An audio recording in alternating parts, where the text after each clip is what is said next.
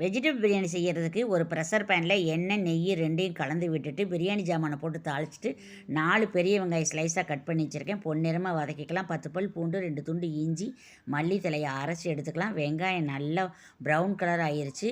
ஒரு பட்டாணி ஒரு கப்பு, 3 கேரட்டு, 10 பீன்ஸு, 3 தக்காளி, கொஞ்சம் உப்பு எல்லாத்தையும் ஒரு 5லேருந்து 6 நிமிஷம் நல்லா வதக்கிக்கலாம். காய் நல்லா வதங்கிருச்சு.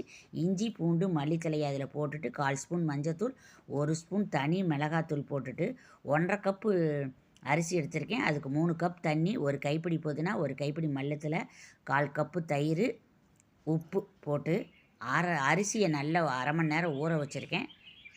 சீரக சம்பா அரிசி அதையும் போட்டுட்டு 1/2 எலுமிச்சம்பழத்தை புழிஞ்சிட்டு மூடி போட்டு ஒரே ஒரு விசில் விட்டு இறக்கலாம். இப்போ ஓப்பன் பண்ணி பார்க்கலாம். நல்ல உதிரியான வெஜிடபிள் பிரியாணி ரெடி.